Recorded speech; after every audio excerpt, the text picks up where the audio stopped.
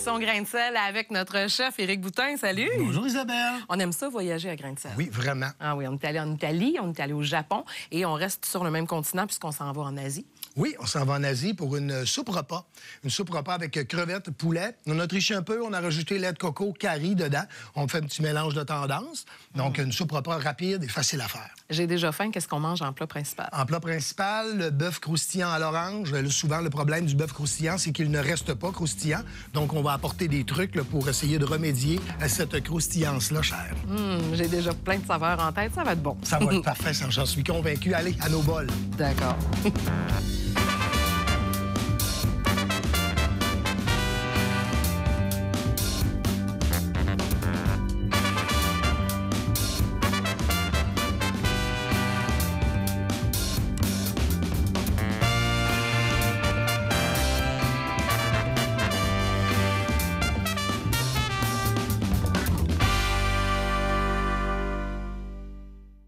On débute ce spécial Asie aujourd'hui avec une bonne soupe, Éric. Oui, une soupe repas, une soupe taille. Ouais. Un mélange de Ben soupe oui. repas. Comme je disais, on va aborder là, un peu de lait de coco, un peu de curry.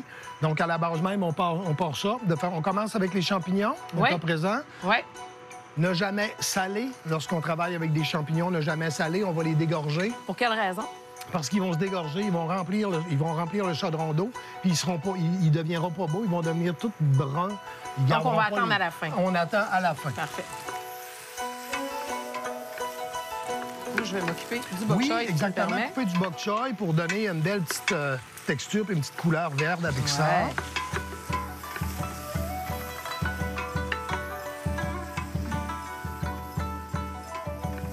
Ce qu'il y a de le fun, je trouve, avec le bok choy, c'est que le cœur, ici, le blanc, on peut le manger, bien entendu. Il n'y a pas juste les feuilles, mais ça reste bien croustillant. Donc, ça donne une belle texture croquante à la soupe.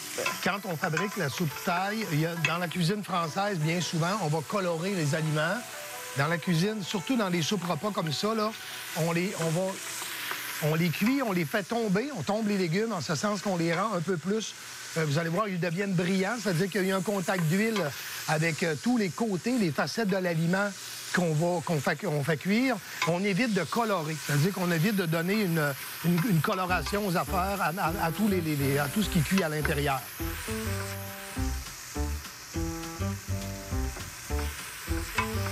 Et à quel moment tu incorpores les épices? Est-ce que tu les incorpores à sec avec quelques ingrédients, comme pour les griller? J'ai déjà vu ça quelque part dans les soupes asiatiques. Souvent, ils font ça. On va torréfier les épices, comme on fait un peu avec des noix, des noisettes, des amandes. Donc, c'est le même principe pour des épices, surtout en Inde. On va prendre les épices, on va les passer dans un poêlon sans aucune matière grasse, jusqu'à ce qu'ils dégagent une petite fumée blanche. À partir du moment où la fumée blanche sort, ça va rendre beaucoup plus fort votre épice. Donc, on peut faire ça avec des steaks en été, là.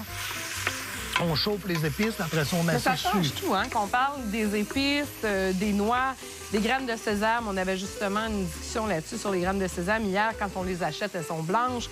On les fait griller, elles deviennent brunes. Puis c'est là qu'elles ressortent toutes leurs saveurs. Là. Exactement. Donc là, tu as ajouté des pois mange-tout. Fait que là, pour le moment, on a les champignons, le piment, les pois mange-tout. On met tout ce qui est plus long à cuire. Donc, les poivrons, c'est long à cuire. Les champignons, évidemment, c'est long à cuire parce qu'eux autres contiennent plus d'eau. Alors, le temps que l'éponge qui est le champignon se vide lentement de son eau, bien, tranquillement, pas vite, il va hydrater les autres aliments qui sont dedans jusqu'à ce qu'il y ait une cuisson relativement uniforme. Ça explique pourquoi tu as commencé avec les champignons. Ça explique pourquoi j'ai commencé avec les champignons. Regardez, ils vont quand même garder une couleur agréable. Là. Oui. Ils grillent. Dans le fond, on veut qu'ils grillent, on veut pas seulement qu'ils bouent. C'est ça, on veut qu'ils grillent. Puis si j'avais rajouté du sel, automatiquement, ça aurait bouh. Ça fait peur. Alors là, après ça, on peut y aller avec le reste des ingrédients. Les petites carottes. Le poulet. Bien. Oh, il y a une petite vol. Les crevettes ici. Là, je me rends utile un peu. Ici, j'ai fait un mélange de gingembre et d'ail. Gingembre frais et ail. Le gingembre frais, là, c'est pas compliqué. Je l'ai passé au... Vous achetez le gingembre quand il est vraiment abordable. Vous le coupez, vous le passez dans votre robot culinaire et vous le gelez. Idéalement, dans des choses de glace, des glaciers, là. Pourquoi exactement? Ben, c'est parce qu'on le garde beaucoup plus longtemps. Puis là, tu sais, des fois, moi, je suis paresseux de même. Là, je vais me faire une petite soupe. Ah, le gingembre, j'en mettrai pas, ça me tente pas.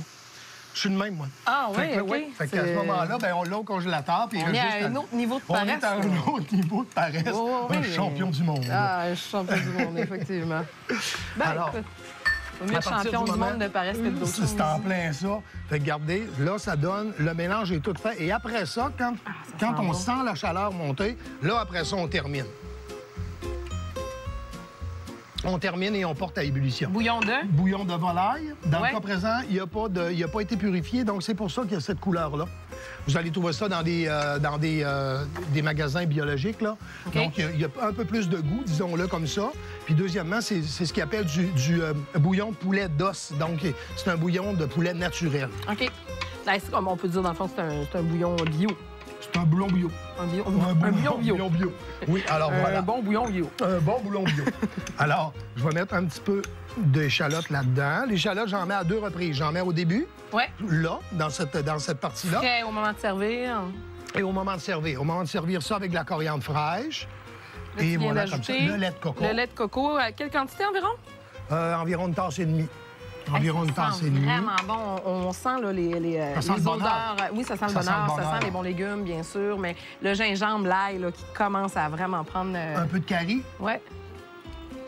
On peut en mettre plus. On aime beaucoup le curry. On peut se gâter. Ça, le curry, c'est relativement traite en ce sens que à chaque compagnie a son curry. Parce qu'un curry, c'est pas un épice, c'est un mélange d'épices. Ouais. Le fait qu'il soit jaune, c'est le curcuma qu'on met dedans.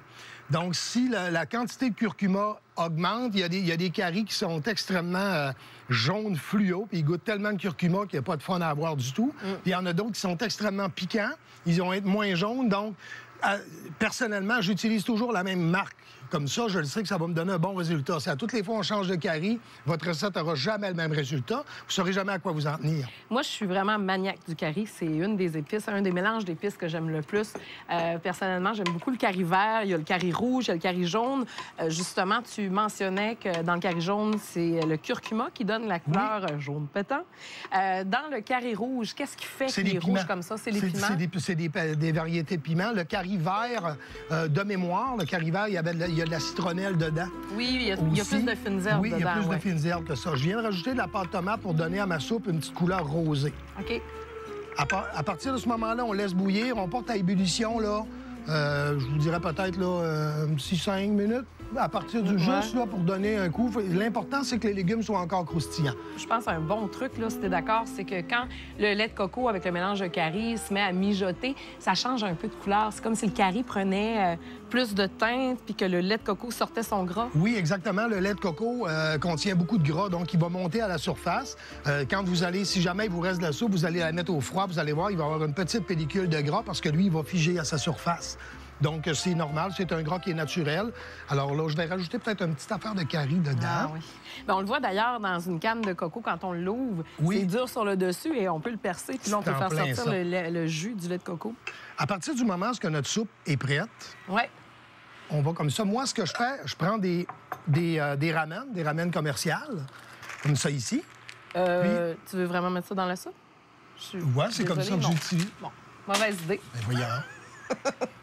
J'ai mieux que ça à te proposer. Ça, c'est des nouilles de patates douces que ma fille m'a fait découvrir il y a déjà quelques années. C'est des nouilles qui sont faites avec l'amidon de la patate douce. Donc, ça donne un côté translucide quand c'est cuit. Ça donne vraiment quelque chose de translucide. Très intéressant au goût aussi. C'est vraiment délicieux. Ça va vous changer des ramen. C'est quelque chose qu'on trouve de plus en plus dans les supermarchés à grande surface. C'est des nouilles qui cuisent à peu près le même temps que des pâtes normales. C'est des nouilles qui sont sans gluten également. Donc, vraiment, vraiment le fun là, à manger dans les soupes ou encore dans les sautés. Là. Ça se travaille très bien, sérieusement, très bon. Oui. Ça colle pas, c'est très... Ouais. Tu vas aimer ça. Je suis convaincu. Alors, ce que je vais faire, la soupe est prête. Le bok choy, on le met à quel moment? Le bok choy, on le met juste avant de le servir. OK, parce qu'on veut qu'il reste très croquant. Donc, on peut, dernier petit coup de bouillon. Ouais, là, on peut le mettre. On va mettre le bok choy tout de suite dedans. Parfait. Monter ça au maximum. Tu veux mettre tout ça? Oui. Il n'y en a jamais trop. On a mis à peu près 2 tasses de bok choy parce que c'est sûr que ça réduit un petit peu là, à la cuisson. À partir du moment où il a donné un coup de bouillon, c'est terminé. Parce que le bok choy, il doit rester bien croustillant. Oui, oui, oui. Ouf, ça sent bon. Ah, ça sent vraiment bon. Ça sent très, très bon. Bien, le curry, c'est quand même le curry, le curcuma. Tu parlais de curcuma tout à l'heure. Ce genre d'épices-là, le piment et tout, c'est vraiment, vraiment des épices là, qui dégagent une odeur folle quand on les fait cuire. Oh, que ça a l'air. Yum. Très santé aussi comme genre de soupe. Là. On a une panoplie de légumes, on a des belles protéines. Donc, ça ressemble, là, voilà, ici, là, je vais vous tasser une petite affaire. Voilà, comme ça. Comme ça, ici. Ça, c'est une soupe repas, là, qui fait, là... On pourrait le faire avec du bœuf, on pourrait le faire avec du porc. Ouais. Le bœuf, ça serait peut-être un petit peu moins... ben oui, bœuf et crevettes, ça serait très bon. Si on est végétarien, on pourrait le faire avec du tofu, Oui, assurément. oui, et végétarien, on pourrait y aller avec un œuf aussi. Lorsqu'on est à ébullition, on casse un œuf dedans. C'est une très, très bonne idée qui va cuire comme dans le bouillon, dans le fond. Qui va cuire comme dans le bouillon. Il y a des œufs de canne aussi. Alors, pour la garniture, on va garnir avec un peu de coriandre. La petite coriandre fraîche. Tu t'étais gardé également de l'oignon vert. De l'oignon vert, puis un petit peu de graines de sésame torréfiées. Ah, ça fait vraiment bon. C'est très bon. Tiens. Et ça donne envie. Ça donne envie, hein? Oui, vraiment. Tiens, tu me tasses un petit peu? Ah oui. Tiens. Allez, Isa.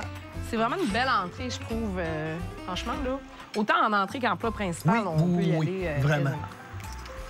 Un petit peu de crevettes. J'ai hâte que tu goûtes les petites nouilles de patates douces. Tu vas aimer ça. Pas mal sûr.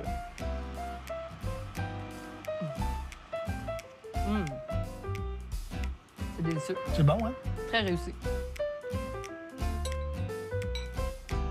Le lait de coco amène quelque chose de vraiment crémeux, qui est super intéressant. Tu m'as beaucoup allumé avec ton histoire de bœuf croustillant à l'orange. Franchement, là, ça, j'ai pas mal hâte de voir tes trucs. C'est une belle solution qui reste bouillant croustillant. Une belle solution. On goûte à ça bientôt. Là. Oui, à tantôt. Je vais goûter quand même un peu à ça.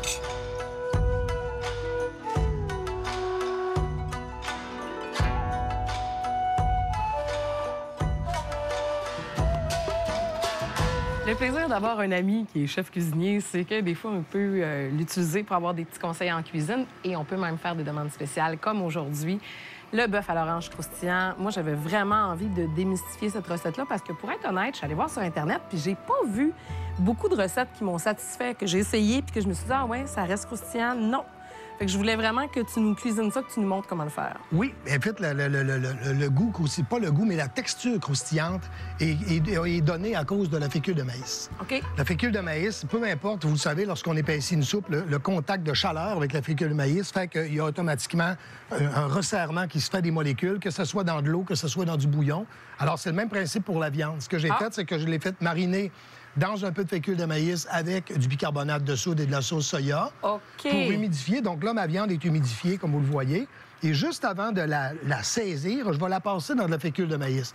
Vous pouvez y mettre du poivre, du sel, pas du parmesan, bien sûr, mais du poivre, du sel, toutes sortes d'épices, comme vous le voulez. Puis après ça, bien, je vais la saisir à vif dans l'huile. Idéalement par immersion. Là, dans le cas présent, je vais le faire à la poêlonne. La différence peut-tu être du fait que tu as déjà fait pré-mariner ta viande avec de la fécule de maïs? Parce que j'ai déjà vu ça, la fécule de maïs, dans le cas, entre autres, quand on fait du poulet Général Tao, encore le bœuf à l'orange croustillant. C'est croustillant sur le coup, puis après ça... Souvent, bien, c'est parce que souvent, on va mettre la sauce, on va mélanger la sauce avec l'aliment. Dans le cas présent, moi, je vais les saisir, puis je vais mettre la sauce à part. Le problème du Tao, c'est que souvent, on met la... Fait que là, ça devient un peu... C'est pas très beau, là. C'est pas beau, c'est pas bon, la texture n'est pas agréable. Fait que ce que je vais faire, je vais vous montrer comment ça va... Qu'est-ce que ça va donner. Fait que tu as fait mariner ça avec du bicarbonate de soude et la fécule de maïs pendant combien de temps?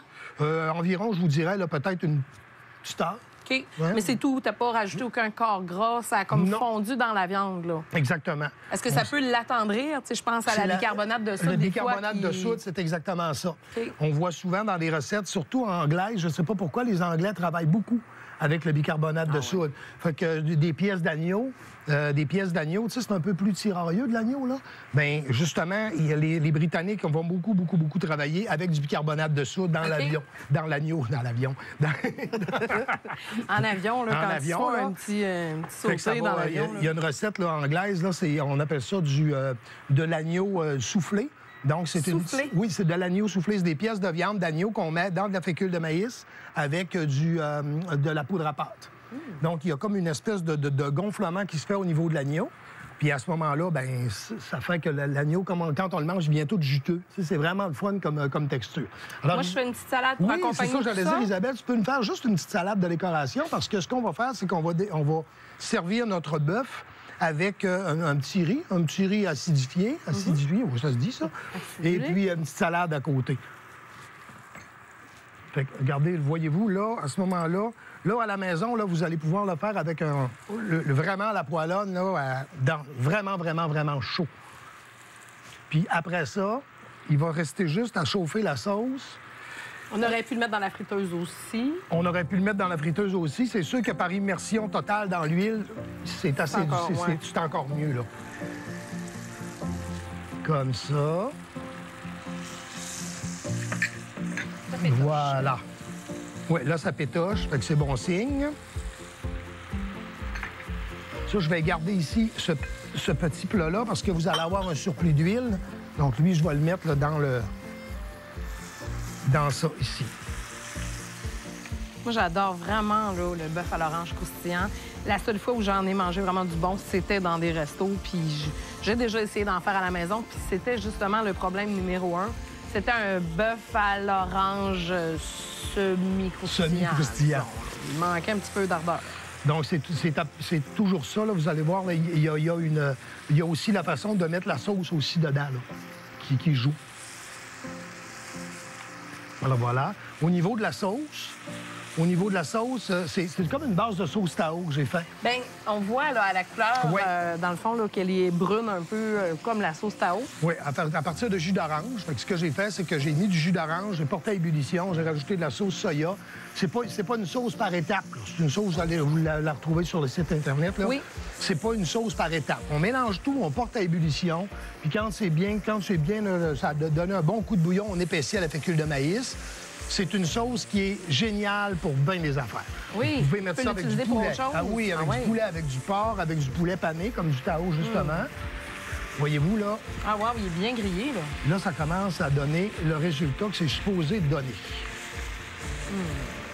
Ça sent bon. Ah, ça va être tellement bon. Et dis-moi, quelle sorte de viande, quelle coupe de viande tu as utilisé pour faire ça?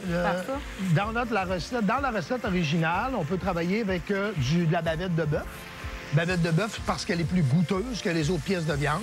On peut travailler avec de la lanière déjà faite, qu'on achète là, déjà, de lanière de bœuf déjà faite. Ça se fait très bien aussi. La lanière déjà faite, souvent, c'est comme on avait déjà parlé, de viande noble ou pas, la lanière de bœuf est piquée. Donc, c'est sûr et certain qu'il faut mettre un petit peu plus de fécule de maïs pour boucher les trous que vous allez avoir dans votre viande parce qu'elle a été piquée. Donc, toi, ta viande de prédilection pour ça, ce serait la bavette parce que c'est une pièce qui n'est pas altérée d'aucune façon. C'est une pièce qui ça goûte le bœuf. Puis on veut pas nécessairement en prendre, excusez, là, j'ai rien contre le beefsteak à sandwich, là, mais ça serait peut-être un peu coriace. On veut quand même une viande qui va rester tendre malgré le fait qu'on l'a frit, parce qu'on ça sera pas rosé, ça va être bien cuit. Oui, ça va donner un résultat bien cuit. Donc, ça prend une viande qui devient pas sèche là, quand on la cuit. Là. Il y a des viandes à éviter, peut-être? Oui, ça, l'avantage, là, c'est que si vous la faites frire à grande huile, avec une friteuse à 350, par exemple, là, vous allez pouvoir avoir une cuisson saignante. Parce que le choc thermique va tellement être fort en mettant votre viande par immersion. Le choc thermique va tellement être fort que automatiquement, le sang va rester à l'intérieur de la petite pièce de viande. C'est bien beau, ça, comme salade. C'est parfait, ça. Écoute, je m'amuse au gré des fantaisies des ingrédients qui sont sur la table. Bon, c'est bien, ça. Ouais. Ce que je vais faire, c'est que je vais sortir mes morceaux de viande ici.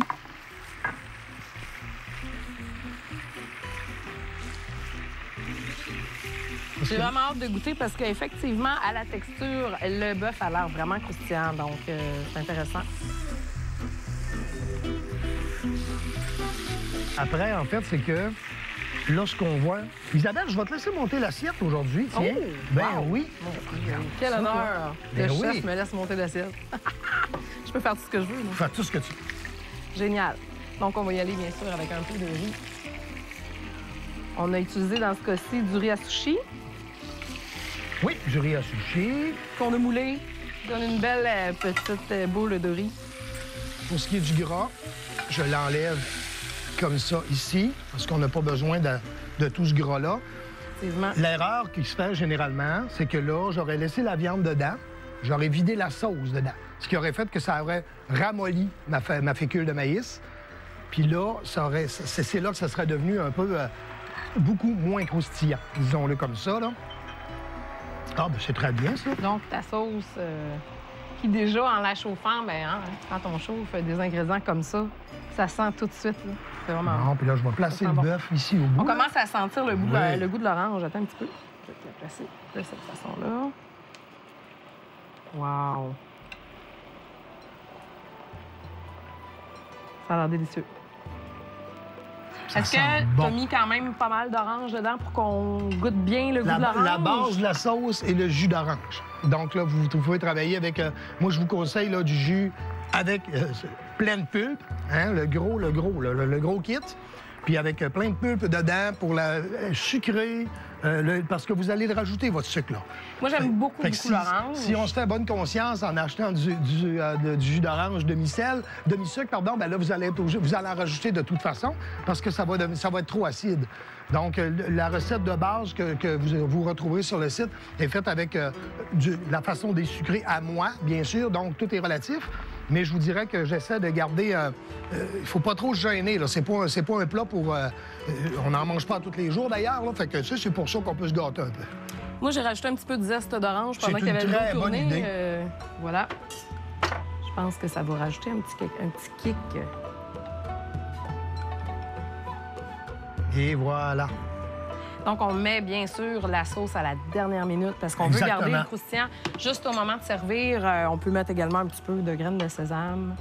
Ah Le oui, top, c'est très beau, ça. partout. Ça fait une petite tendance, là, bien, très Très, très beau asiatique. C'est comme très plat. beau. Franchement, là, ça, avec la petite entrée de tout à l'heure, je trouve que ça fait un repas, là, magnifique. Oui, Que ça a l'air bon. vraiment. Ça a l'air délicieux. Tu nous en prépares une petite Oui, portion? je vais en préparer une petite Pas mal portion envie tout de de goûter à suite ça pendant ce pendant que temps-là. tu fais ça. Regarde, je vais garder cette assiette. Moi, je vais vous présenter la bière du jour. On est la bière Coup de foudre.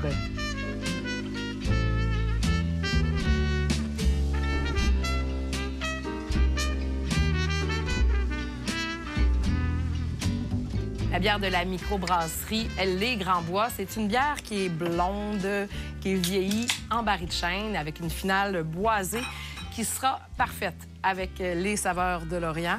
Alors, on va goûter à ça pas mal en même temps que le bœuf croustillant à l'orange. On va voir si ton histoire de fécule, ça fonctionne. Marc, c'est pas le chef, tu le sais, hein? J'imagine que... Hein? J'imagine que t'as raison. Mais de toute façon, le chef, il trouve toujours une raison. Fait que si c'est pas croustillant, c'est sûrement le poil. Ah, ben oui, ça, c'est Ça, sûrement c'est la le même faute que ça du marche. poil. Oui, je comprends. Là, je suis seul, ça peut pas être de la faute à personne d'autre, mais regarde. Effectivement. Surtout que je suis témoin. Là.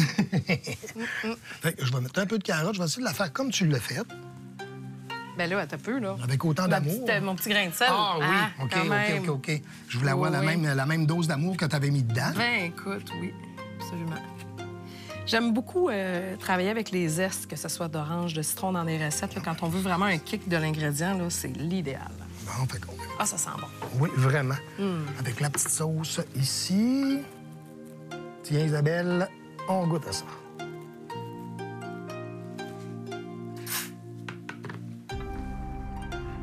Donc, avec la petite bière qui accompagne ça, le coup de foudre. Je pense qu'on va en avoir un pour cette recette également, en plus de la ça, c'est bière. bon, ça. Il y en a la tienne? Il y a le goût d'agrumes Ah, qui est oui, très vraiment. présent. Coup de foudre pour vrai. Vraiment. On a déjà le petit goût d'agrumes qui Oui, est c'est là. bien, donc, juste bien prononcé. Je peux y aller? Bien sûr. OK, juste en piquant dedans, on voit qu'il est croustillant. Vraiment réussi. On sent la fécule autour, c'est parfait. La sauce, le petit goût d'orange. Le croustillant du bœuf, il est vraiment, vraiment là. Effectivement, t'avais pas menti, la fécule de maïs. Ça garde le tout bien croquant. Hein? Je suis bien content. Très, très bon. Oui.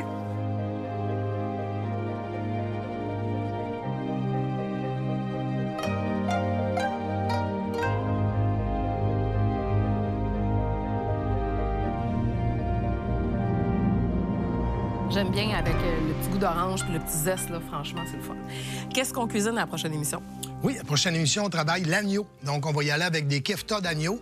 Une recette très, très, très de base, mais je la fais à ma façon. Façon boutin? Façon boutin. Et puis après ça, on va travailler des feuilletés d'agneau au pruneau. C'est ça peut être une entrée, ça peut être un plat principal, servi avec une petite salade, une petite tzatziki. Très léger, très le fun. Donc, assez épicé. Fait que c'est une petite saveur d'Orient, ça va être bien le fun. Ça, j'adore.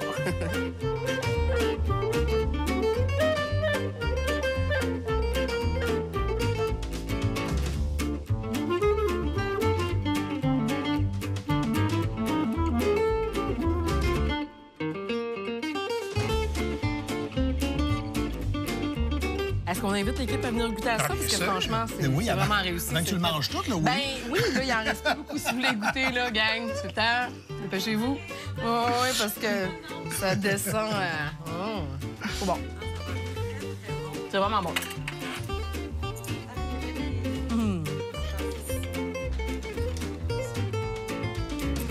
C'est délicieux. Ah, tu nous l'as déjà fait, là.